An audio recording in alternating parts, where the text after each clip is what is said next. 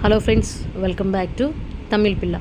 இன்றைக்கி நான் காமிக்க போகிற ரெசிபி வந்து நான்வெஜ் சாப்பிடாதவங்களும் சாப்பிட்லாம், நான்வெஜ் பிடிச்சவங்களும் இது சாப்பிட்லாம்.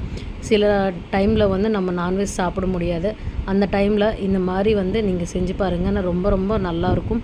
ஃபஸ்ட்டு ஒரு பாத்திரத்தில் வந்து கொஞ்சம் கடலை மாவு, கொஞ்சம் அரிசி மாவு, அதில் உப்பு, காரம் இது எல்லாமே போட்டு நம்ம வந்து பக்கோடி போடுற மாதிரி ஒரு பேட்டர் வந்து ரெடி பண்ணணும். அதுக்கப்புறம் வந்து ஒரு பிளேட்டில் நான் இஞ்சி, பூண்டு, தேங்காய், கொஞ்சம் பட்டை இது எல்லாமே போட்டு மிக்சியில் போட்டு அரைக்கணும்.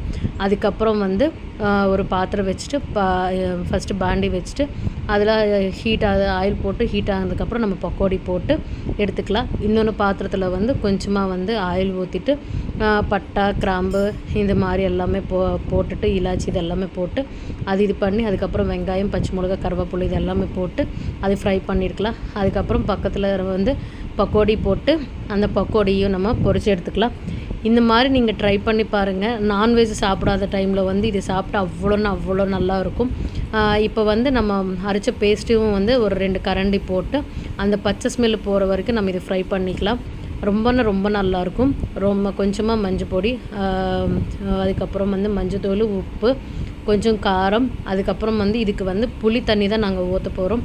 புளியும் வந்து நல்லா கரைச்சிட்டு ஒரு லெமன் சைஸுக்கு வந்து புளி வந்து நல்லா கரைச்சிட்டு அது வந்து போட்டுட்டு நல்லா கொதிக்க வச்சிடலாம். நல்லா கொதிக்க வச்சா அந்த பச்சை ஸ்மெல் எல்லாமே போயிடும். புளியில் இருக்கிற இது எல்லாமே வந்து புளியும் கொஞ்சம் கம்மியாகும். அதுக்கப்புறம் நல்லா பாருங்கள், நல்லா கொதித்து வந்ததுக்கப்புறம் வந்து நம்ம இந்த ஃப்ரை பண்ண பக்கோடியும் போட்டுக்கலாம். இது வந்து தனியா பொடி, இது நான் வீட்டில் வந்து பண்ணுவேன். இந்த தனியா பொடி இன்னும் நல்லா இருக்கும் இதுக்கு.